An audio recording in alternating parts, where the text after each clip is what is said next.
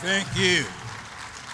Thank you very much, and thank you, Colette, for being so kind, not just to present me here today, but for your friendship over the years. What Colette did not tell you is that I happen to be the father to one of her best friends who instructed me some years ago that she was headed to Washington and that I had to take on the mantle of being a father figure for her. And I thank you so much for your friendship. I know you have been warned that votes are going to be called in the House momentarily.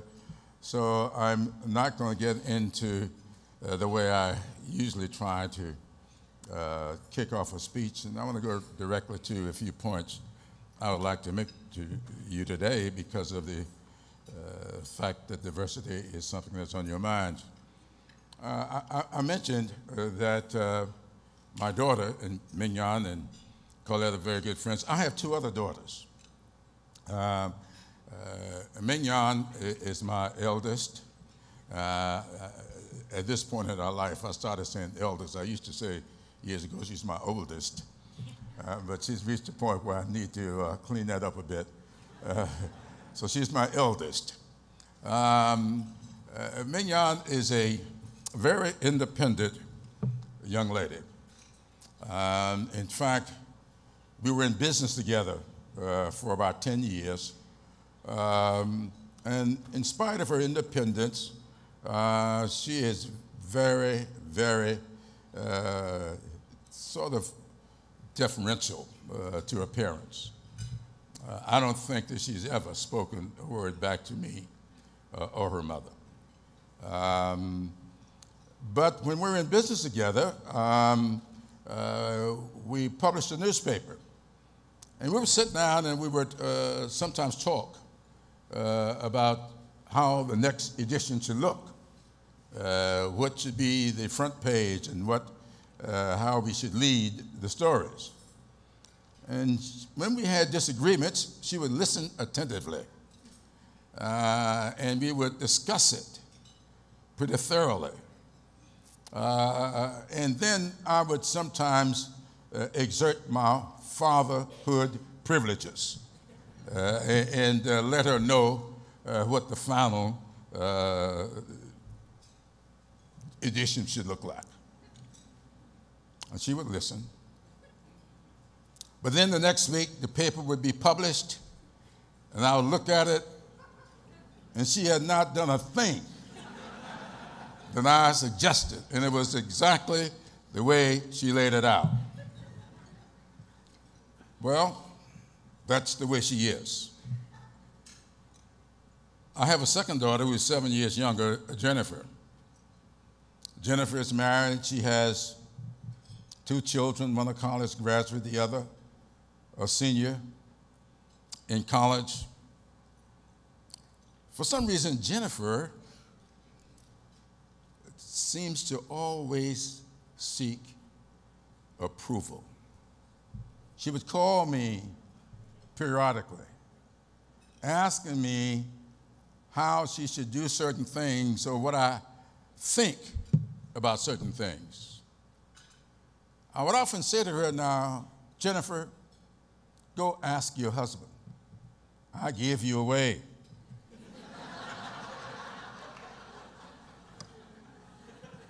But she keeps calling, and irrespective of the fact that she and her husband are good buddies of mine, she still seeks her father's approval.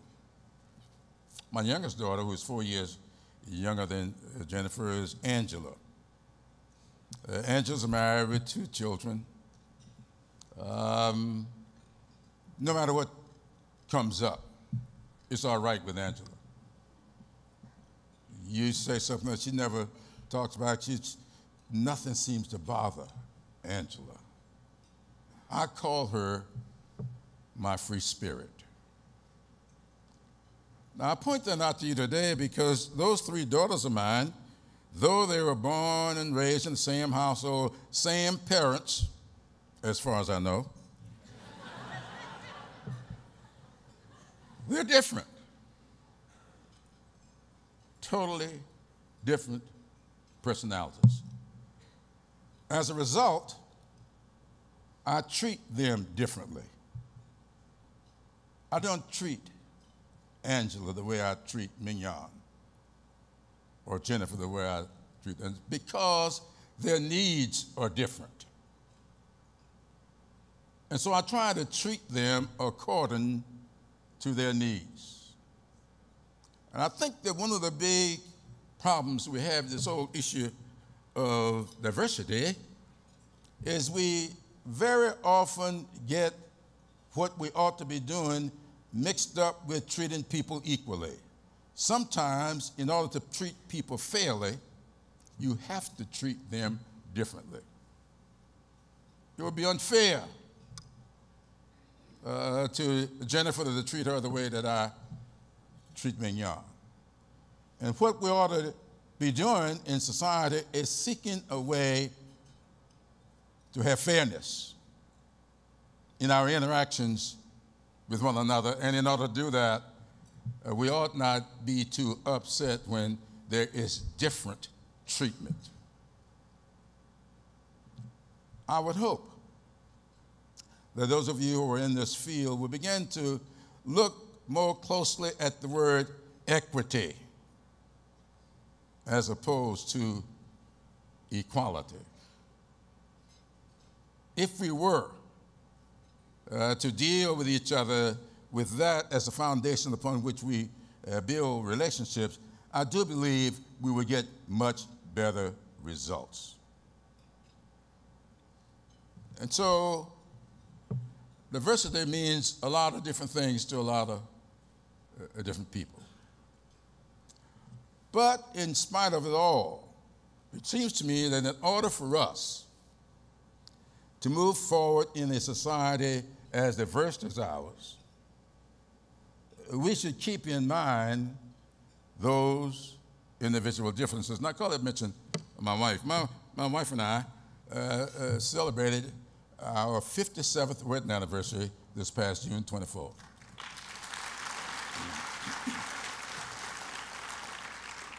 Now, we didn't get to that point without some real trials and tribulations.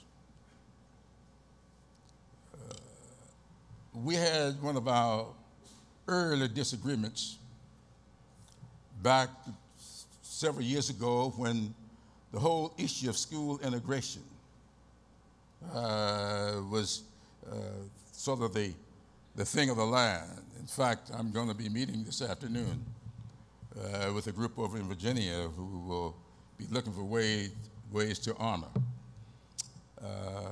the lady who brought the case of Davis. It was one of the 5 cases that led to Brown versus Board of Education. We are moving to give her posthumously, of course, the Congressional Gold Medal. And so this issue is very close to me because the original case, Brigg v. Elliott, occurred in South Carolina, just 23 miles from where I was born and raised. And I started my public career interacting with those people who brought on the Briggs case. And so it was that backdrop that I used as a foundation upon which to build my interest and passion for public service. However,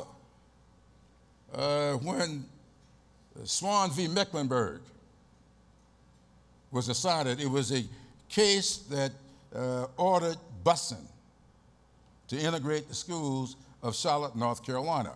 Now, I didn't like that decision. I thought the decision placed too much of a burden on the students. And so I expressed myself in front of some TV cameras, and I thought I had waxed eloquently. Could not wait till I get home to hear what my wife had to say about these eloquent remarks I had made in front of that TV camera down in Charleston, South Carolina, taking on the federal court and Judge McMillan. Well, when I got home that evening, Emily was standing in the middle of the floor. Tears were streaming down her face. I thought something had happened to Mignon, our only child at the time. I rushed her and I said, "What is wrong? Has something happened to Mignon?" She says, "No, there's nothing wrong with me, and nothing has happened to Mignon. There's something wrong with you. I just saw you on television, and you sit down and let me explain something to you." Now, my wife is a master's degree librarian. And when you will get an explanation from a librarian, it's one thing. When you get an explaining from a little Gullah Geechee girl from Charleston, South Carolina, it's another thing. And I was getting explaining that day. And she told me about her experiences walking 2.5 miles to school every morning and 2.5 miles back home every afternoon. How she walked past the white-only school while the white kids rode school buses. And she said to me, "They were not against busing then, and you bet not be against busing now." I couldn't relate to her experiences. I never had those experiences. My elementary school was about 3 blocks from my house. My middle school was about 6 blocks. And I'm a graduate of Mather Academy that we called in those days a boarding school, where my dormitory was around 25 steps from my academic building. So I did not know what it was like to walk to school, rain, sleet, or snow. I did not know what it was like to watch other kids more privileged drive by, and she explained to me how objects would be thrown upon them as they walked those dusty roads of Moncks Corner, South Carolina. And so I had to make some adjustments. I had to reconcile my experiences with hers, and it's the same in the workplace. No two of you have had the same experiences, and therefore, you will not see the world the same way. You can never be in the more, nor will you can be in the less than what your experiences allow you to be, which is the reason I call my book Blessed Experiences. And I say in the introduction, all of my experiences have not been pleasant, but I've considered all of them to be blessings. It's upon those blessings that I've tried to conduct myself in public life. And if you look at your experiences and you listen to the suggestions and to the recommendations and to the feelings, the emotions expressed by other people who may work among you, whose experiences may be different, you may find, as I have found, you'll learn something which may be very beneficial as you go through life. Now, we've heard a lot of talk these days about making America great again. Well, America has always been great. America, according to Alexis de Tocqueville, who came to this country back in the 1830s, and with the backdrop of slavery, de Tocqueville wrote about his experiences. Now, there are all kinds of things discussed about de Tocqueville's experiences. Now, one of them is that it is said that de Tocqueville decided that there was a certain magic about America, and he wanted to find out what that magic was. And he decided to go out and find it. He went into the halls of the Congress looking for the magic that made this a great country. And he said he couldn't find it in the halls of Congress.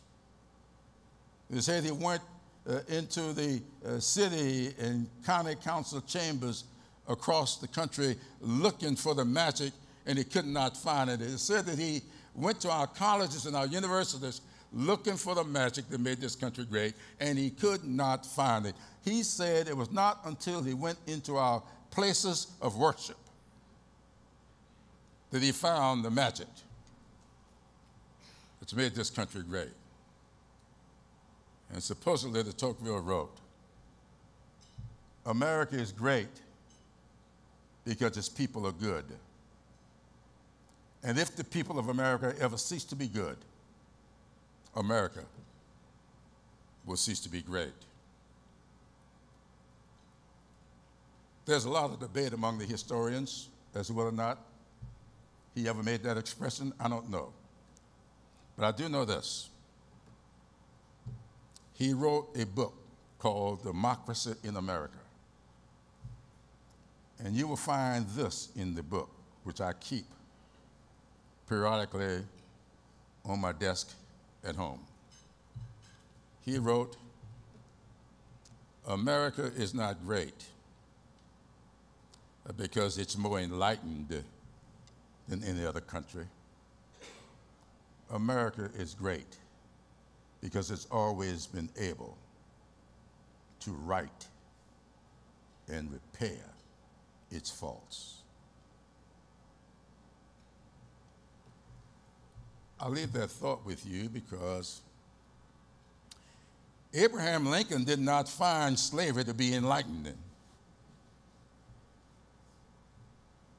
but he used the goodness within him and the power that had been bestowed upon him to right a fault.